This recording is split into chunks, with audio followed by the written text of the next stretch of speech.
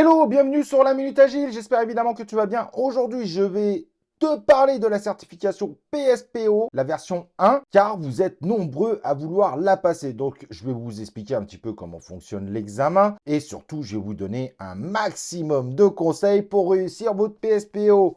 Allez, on y va, let's go!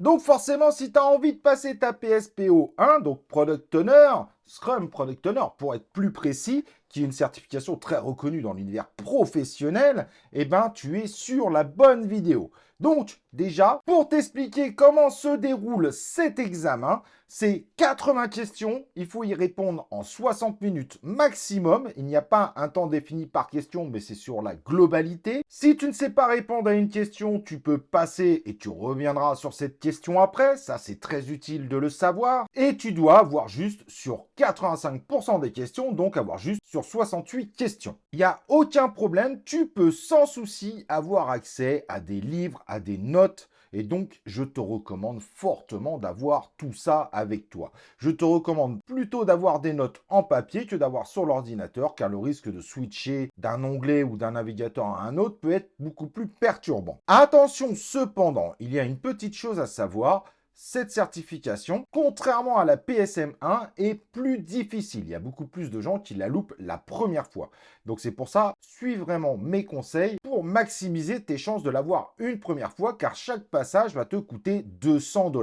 C'est quand même une somme, il faut être honnête. En revanche, quand cette certification est obtenue, c'est bingo, tu n'as plus besoin de la renouveler, contrairement à des certifications comme SAFe, elle est acquise définitivement. La certification, à la base, se fait en anglais. Cependant, tu pourras chercher la possibilité de mettre le plugin Google Translate pour avoir les questions en français si tu n'es pas à l'aise avec l'anglais. Cela pourrait être une des raisons de louper ta certification, ce qui serait dommage. Pour être honnête, dans 90% du temps, les traductions sont très claires. Il y a quelques fois où ça peut être un peu ambigu, mais normalement, ton cerveau saura comprendre un petit peu ce que veut dire la question et les réponses proposées. La passer en français, si tu n'es pas à l'aise en anglais, c'est une recommandation que je te fais personnellement. Alors tu vas me dire, ouais mais 200 $, c'est quand même une somme, plus la formation que je dois acheter qui va me coûter peut-être entre 800 et 1500 $, où je vais devoir me battre avec ma compagnie pour pouvoir me la payer. Pas de panique, en fait, tu n'as pas besoin de faire de formation. Ce n'est pas du tout obligatoire pour passer sa PSPO1. Et c'est pour ça que sur cette chaîne, sur la Minute Agile, je te propose 2 playlists qui te permettent de bien réussir ta PSPO1. La première, c'est celle que tu trouveras dès la page d'accueil de cette chaîne YouTube. Formation Product Owner gratuit, certification PSPO1. Et la deuxième, qui est Scrum Guide 2020 audio. Et prends bien 2020, car il y a eu des changements, évidemment, par rapport au précédent Scrum Guide. Avec ces 2 playlists, si tu les écoutes sérieusement, je te garantis que tu peux largement avoir ta certification du premier coup. Et tu as le glossaire qu'il faut aller voir. Certaines choses, même si c'est une toute petite partie des questions, peuvent tomber potentiellement sur des choses qui ne sont pas dans le Scrum Guide. Donc, va voir le glossaire de scrum.org. Comme ça, tu auras l'intégralité des informations. Personnellement, j'en parle dans mes vidéos, mais ça peut être un rappel intéressant pour toi. Autant compléter au maximum, évidemment, ces connaissances pour passer notre certification au LAM. Maintenant, ce que je vais faire, c'est que je vais te laisser avec une ancienne vidéo que j'avais faite qui donne plein de conseils autour de la certification PSM1, mais ce sont exactement les mêmes pour la PSPO1. Donc, tu ne te tracasses pas, même si je dis PSM1 dans cette vidéo qui est intégrée dans celle-là, pas de panique, il n'y a pas besoin de changer. C'est exactement les mêmes pour PSPO1.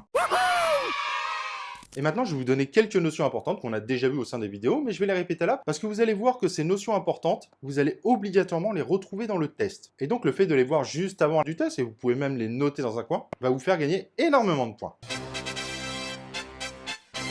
Autre point essentiel, les timings. Il y a énormément de questions autour des timings. Les avoir dans un coin vous évitera d'aller chercher partout dans le Scrum Guide. Et vous avez entre 5 et 10 questions juste là-dessus. Un sprint dure 1 mois ou moins. La sprint planning dure 8 heures maximum pour un sprint d'1 mois.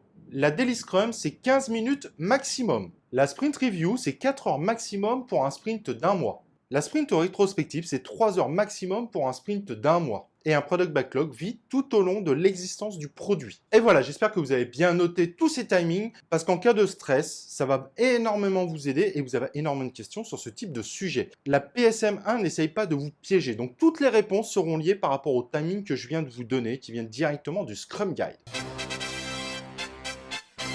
Une notion essentielle, n'oubliez pas, un sprint backlog peut évoluer en cours de sprint. Le definition of done peut évoluer, et en général, on le fait évoluer directement en sprint rétrospective. Et évidemment, le backlog évolue régulièrement. Ça peut paraître bête de vous répéter ça, mais je peux vous assurer également que vous allez avoir des questions autour de ça. Et juste le fait de noter ces petits éléments, vous avez déjà gagné encore plus de points. Autre élément important de se rappeler, parce qu'il y a des questions autour de ça, il est possible en sprint planning de faire intervenir des intervenants extérieurs si c'est des intervenants qui peuvent vous amener une expertise supplémentaire pour savoir comment atteindre l'objectif du sprint. Et en sprint review, on invite les parties prenantes, stakeholders en anglais, également à participer pour nous donner du feedback sur le nouvel incrément. Donc il est tout à fait possible de faire intervenir des personnes extérieures dans nos deux cérémonies Scrum, la sprint planning et la sprint review.